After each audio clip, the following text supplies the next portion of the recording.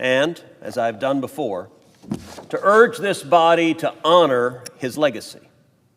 Paya was a Cuban dissident who fought against the communist regime and who stood up and fought for free speech, for democracy, and for human rights. He was a thorn in the side of the Cuban communist regime his entire life.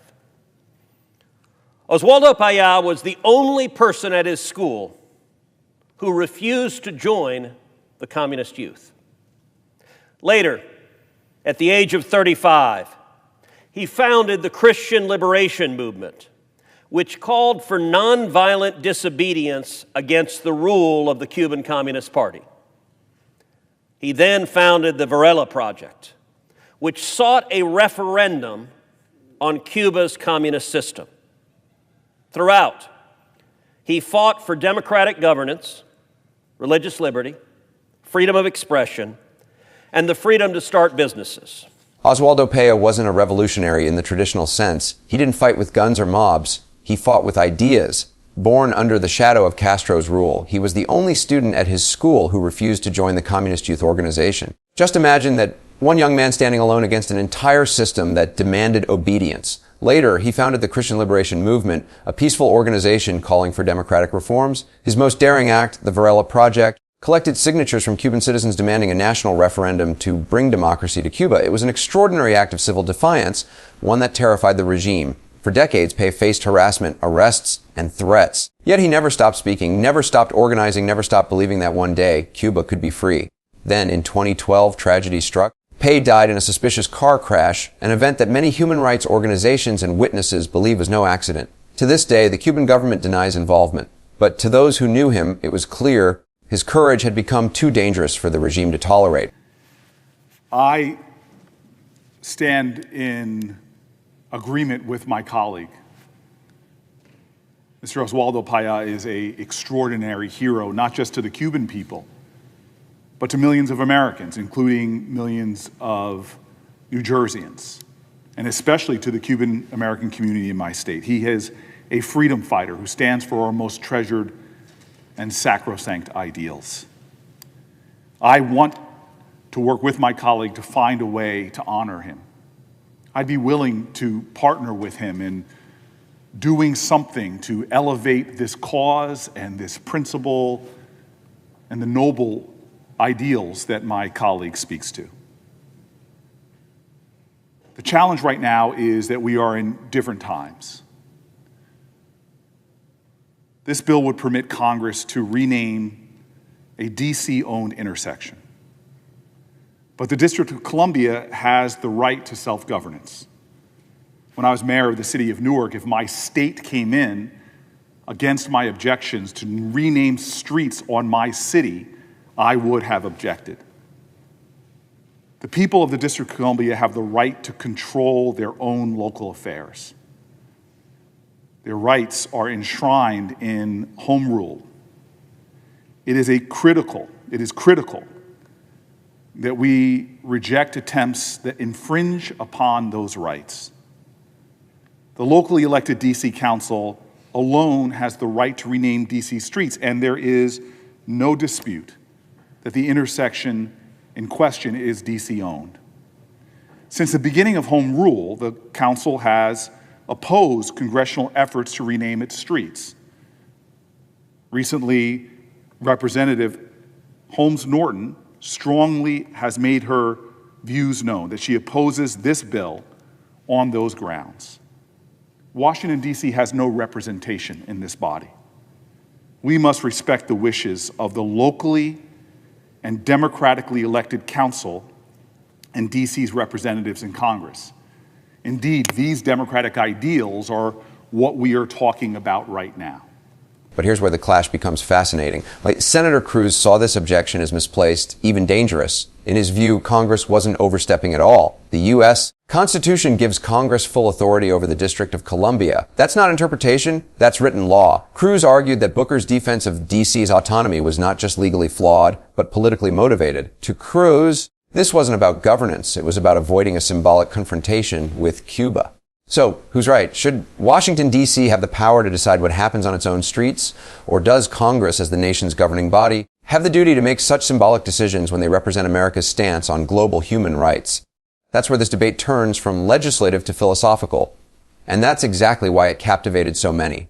Booker, speaking with passion, linked his objection to a deeper principle, representation. D.C. residents, after all, pay federal taxes but have no voting representation in Congress. No taxation without representation, he reminded the Senate.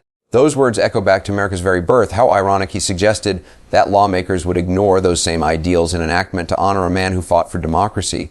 Yet Cruz's counterpoint struck just as hard. He pointed out that Congress had done this before. Under President Reagan, the street in front of the Soviet embassy was renamed Sakharov Plaza in honor of a Soviet dissident. No one objected then. Why object now? His implication was clear. This wasn't about law or process. It was about politics. His work should be recognized more by our nation. And I would support the D.C. Council, their elected representatives, if it decided through their democratic process to work with the senator and the Democratic sponsor to rename the street. My objection is simply right now about Washington, D.C.'s right to control their own local affairs. This objection is about home rule and self-governance. Now, it is true, as my colleague said, that this has passed through this chamber multiple times. But you would understand if D.C. is pushing for us not to do it this time because the current administration in the White House has stepped up their efforts to undermine home rule, is looking to D.C. as a testing ground for extreme policies. The fact that D.C. has been deprived of statehood makes the people of the district feel even more vulnerable under this president to the policies of the administration. They are asserting in an even stronger way with me and others who feel a fidelity to the home rule ideals that we should take a stand now. We cannot make D.C. and its residents more vulnerable still by further eroding and encroaching upon the District of Columbia's right to self-governance. That is a sacrosanct ideal that our country has stood for. No taxation without representation. The ability to elect your governing officials and entrust upon them to make decisions for your community. This is not partisan legislation. And indeed, this exact legislation, Senator Booker, who just objected, voted for it. Just 2 years ago in this Congress, it passed 100-0, and one of those 100 was my friend Senator Booker. He voted yes. By the way, one of the most vocal advocates of this legislation was Senator Booker's former colleague, Senator Bob Menendez, another Cuban American. And there is a rich irony, because after Florida, the state of New Jersey has a massive Cuban American population. To see a senator from New Jersey objecting, I know this is not his intent, but the communist government of Cuba is cheering right now because they do not want to acknowledge Oswaldo Payá. They murdered him, and they don't want to have to say his name. They don't want anyone to say his name. And I know there are Cuban American residents of New Jersey whose hearts are heavy right now. They are hurting to see their elected senator object over not just honoring Oswaldo Payá, but calling out the regime. Senator Booker suggests, some other general statement, Payá's a nice guy, we should do that. That's not the purpose here. I'm happy to support any resolution praising Oswaldo Payá. I've done so many times. The purpose here is to put pressure on the Cuban communist regime.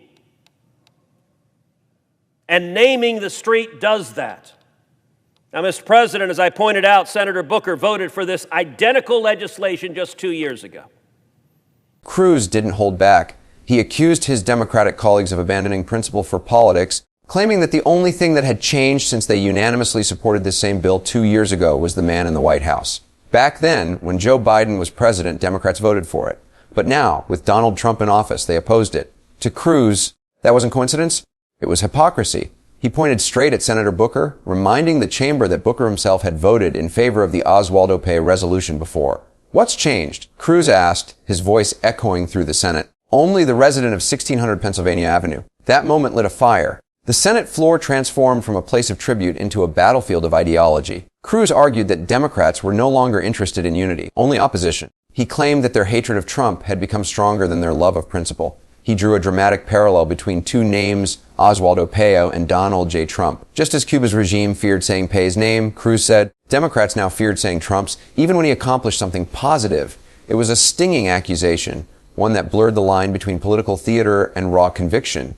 Cruz's speech didn't stop there. He linked this moment to the larger political chaos gripping Washington, a government shutdown, partisan gridlock, and a nation growing tired of constant division.